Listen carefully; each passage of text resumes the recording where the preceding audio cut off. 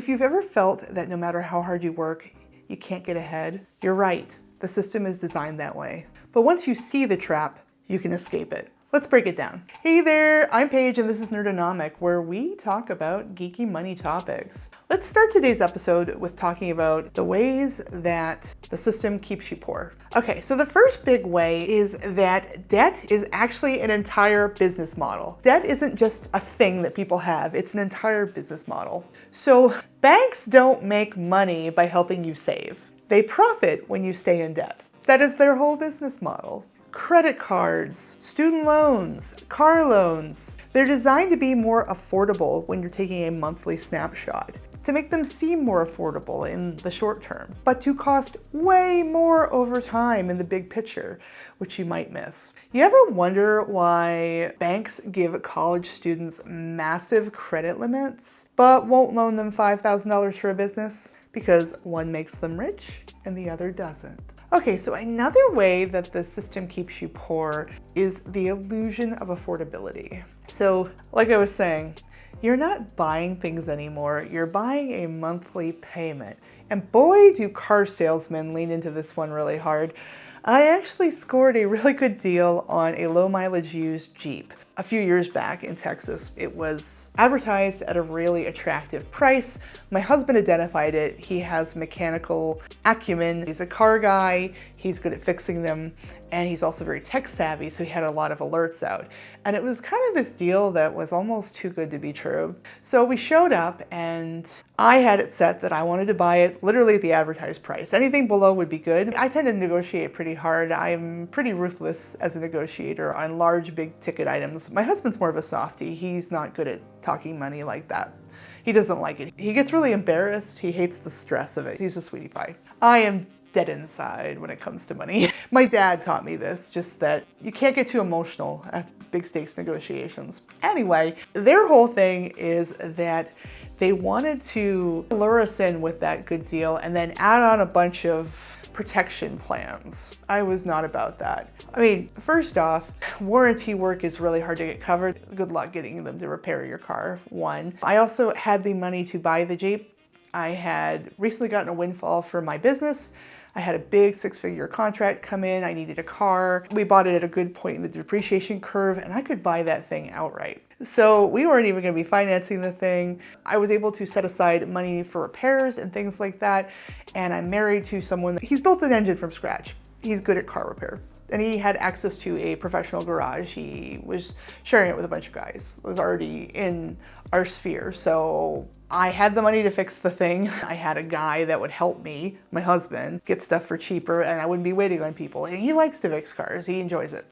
So they were basically like, well, I know, but we can't let you leave the lot with this and all kinds of garbage. And a tactic they kept using that was making both of us laugh, actually, was instead of the actual cost of the plan, they would just be like, well, but we'll do it this way. We'll structure it over this many months and this will be your payment. This is how much you're going to be paying per month, which, I mean, I was going to buy the thing outright after I was sure that my taxes came through right, which they did. And I was trying to make sure I didn't owe extra to the government that I didn't think I did. So anyway, I kept trying to do this thing, like get the payment down. I'm like, I don't care about the payment. I really don't care about the payment. Just give me the price, the advertised price. And it went on and on. I made 3 different men really angry. And finally I got my way. It was really funny. The guy spun around the screen.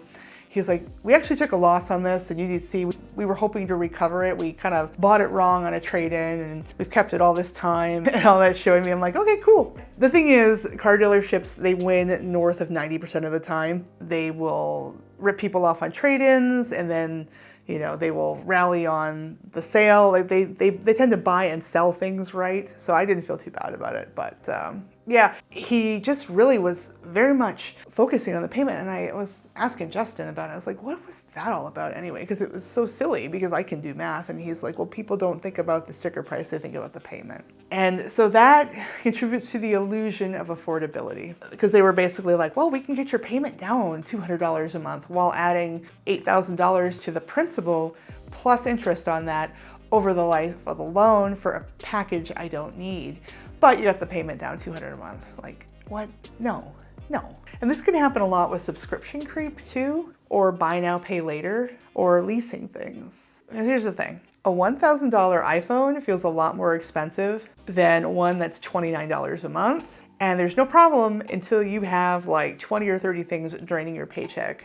And then it's like, oh no, you're committed to all these things, they don't go away. Okay, so the next thing going on here is that you were never taught how money works. And that's not an accident, that is by design. Schools do not teach financial literacy, public schools don't. Taxes, investing, budgeting. We learn none of that in school, but a whole semester is devoted to mitochondria being the powerhouse of the cell, which it is, by the way. Make no mistake, the mitochondria is the powerhouse of the cell. I wish I'd learned about compound interest though. That probably would have been good, and how to budget. Mitochondria? That's by design, because the less you know, the more you rely on banks, corporations, and experts to make decisions for you. And guess whose best interests they have in mind, and guess who tends to control a lot of the funding that goes into the public school system. Just a thought, just a thought. One thing in particular I wish I'd been taught is the Terry Pratchett boot theory. It's a quote. Let me read it to you. You may have heard this before, but if you haven't, I'm gonna blow your mind. I'm gonna whip it up. This is all about why being poor is expensive. It's the Boots theory of socioeconomic unfairness. Take Boots, for example. He earned $38 a month plus allowances. A really good pair of leather boots cost $50. But an affordable pair of boots, which were sort of okay for a season or two and then leaked like hell when the cardboard gave out, cost about $10. Those were the kind of boots Vimes always bought and wore until the soles were so thin that he could tell where he was in Ankh-Morpork on a foggy night by the feel of the cobbles. But the thing was that good boots lasted for years and years. A man who could afford $50 had a pair of boots that'd still be keeping his feet dry in 10 years' time, while a poor man who could only afford cheap boots would have spent $100 on boots in the same time and would still have wet feet. This was the Captain Samuel Vimes Boots theory of socioeconomic unfairness. Basically, cheap crap breaks, and you have to replace it faster, and you waste a lot of money over time. So rich people are standing there with nice boots that keeping their feet warm, and they spent less money on boots overall. And finally, advertising tricks your brain into spending. You're literally being brainwashed by advertising all the time. There's emotional manipulation playing. Half the time, you don't buy something because you actually need it. You buy it because you feel something. The second you start making more money and coming up with ways to get out of the trap, companies start figuring out how to make sure you don't keep your money, that your lifestyle creeps up and up and up. And this all feeds into the aspirational lifestyle trap, where there's all this pressure to keep up with trends and social pressure and influencer marketing that's surrounding us all the time in the age of social media and FOMO. But if you know the game, if you're conscious of what's going on, you can start to play it a little differently. Okay, that's enough about the problem. Let's talk a little bit about solutions. It's not easy to break free, but I'm here to tell you, as someone that has gotten past a lot of this, it is absolutely worth it. I suffered a lot, but the other side is worth all the pain. So the first thing is to stop considering all debt to be the same. That's a huge first baby step to take. So to know the difference between debt leverage and debt slavery, which is what we're talking about. We're talking about good debt and bad debt. Debt isn't always bad. Rich people use it differently. So they borrow for investments and things that will earn rather than for consumption. That's one of the reasons why people are so keen to buy houses, for example. For the most part, it's one of the better investments. Equity tends to accumulate year over year, and you have to have somewhere to live anyway. So like we were talking about leveraging to start a business, it also depends on what kind of business you want to start though. I think in this day and age, the low overhead businesses are really good. I tend to do a lot of low overhead business work myself. A lot of my businesses are online. But one of the big lessons here is that people tend to say, okay, well, I need more good debt. If you've got bad debt and good debt, you don't need more good debt usually. What you need to do is pay down your bad debt first rather than taking out a bunch of good debt. So look at all of your debt and find the highest interest ones first.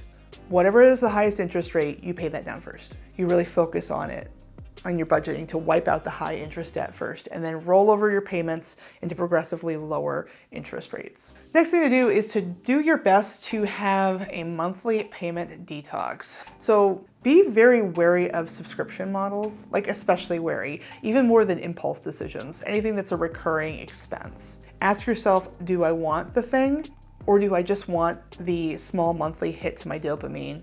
Something I've been doing with subscriptions services that I need for my business is I've been doing more upfront pay. So I'll buy a whole year at once. Usually I get a significant discount off doing that versus the subscription model month to month. It also forces me to understand the cost of something over the year in a way that it doesn't doing it the other way. So if I'm like, oh, I don't know if I want to spend that much for my editing software, or for my camera backup service, for my data backup service, it sort of moves me into thinking, well, how can I get that cheaper? Can I downgrade the tiers? Feeling it all at once is actually very good for me. It's a little bit trickier with the budgeting, but it helps me understand and it helps me value it more, I think, in a way that spreading it out can make it have the illusion of affordability. I know I can afford it. I know what it costs per year. I have a more instinctive sense of it. Plus I get a discount on it. And it actually makes it a little easier in my books rather than over and over and over again. And if you already have a bunch of subscriptions, look at every auto pay one and ask yourself, would I sign up for this today? Be ruthless. I mean, here's the thing, you can always replace them later if you miss them. Start canceling stuff, honestly. We did that. We've actually successfully detoxed. So we haven't had cable for a long time. We had it for a bit because we had a roommate who really wanted it, but when she moved out, we got rid of that. That was ages ago. And then for a while we had Netflix and Hulu, but now we're just doing YouTube Premium. We found that it works better. We like just that, it's the cheapest thing. And we've got a really good mix of creators and things for work and also entertainment. And we use YouTube Premium and we love it. We never watch ads, which is pretty great. Hulu was getting ridiculous. Like not only do you have to pay for it, but they also showed you ads. Netflix was doing some stuff where they were limiting your location. And we were in an RV traveling around for 2 years full time. So it was like, that wasn't even gonna work. And now that we're in one spot most of the time, like we're like, no, we'll just do the YouTube Premium, especially because they share with the creators. We like that. The next thing is do-it-yourself financial literacy because schools won't teach you. So by the way, if you're watching personal finance videos on YouTube, good job. Like seriously, that's a huge thing. I also recommend hit the books. That's good. Keep diving into that and keep working on it. All of this is available online for free. What an age we live in. You don't have to go to school to learn these things. Keep learning. You don't have to spend very much money to do it. I'm a big frequenter of my local library. They have tons of ebooks and audiobooks that are free. All I had to do was come in and show them my driver's license. Simple stuff. And all the time that you spend with ebooks and videos about money, you're improving your financial literacy and what a return on investment. And probably the biggest thing you do for yourself that's really good is to try to become as immune as possible as you can to marketing trends. I am not kidding. I'm actually quite good at this. This is something that's helped me a lot as a person with my finances. If you are on social media and there are brands and influencers that make you feel poor or make you feel insecure or bad about yourself, unfollow them. Just get rid of them. Get rid of them. And I've talked about this in another video, but you should always install like a waiting period. So I've had different waiting periods, different lengths of time that I've used, depending on my financial situation and goals at the time. Right now, I have a very low personal fund budget and a very long waiting period because I am taking all of my fund money, things I would normally spend, and I am investing them on the house I just bought, tools and things to help take care of it. So I'm on like a 30-day waiting period if I want something, and I have a very low budget. I'm currently at $20 a month for anything fun I want. And a lot of times I'm coming in under that because I'm just like so focused.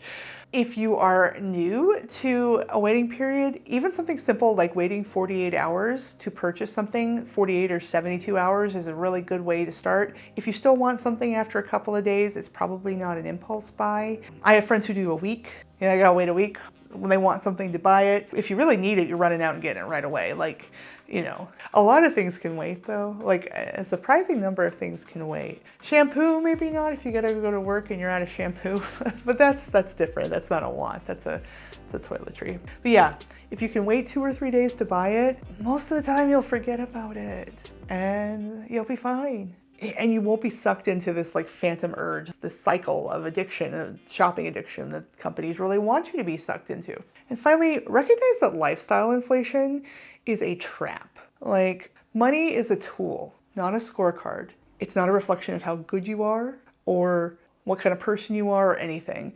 It's just a tool to help you meet your needs and should be treated as such, not as a reflection on what you are worth as a human being. If you've felt stuck, it's not because you're lazy or bad with money. It's because the system is designed that way. But now you see the game. Anyway, it's been great talking to you as always. Thanks for watching, and I'll see you in the next video.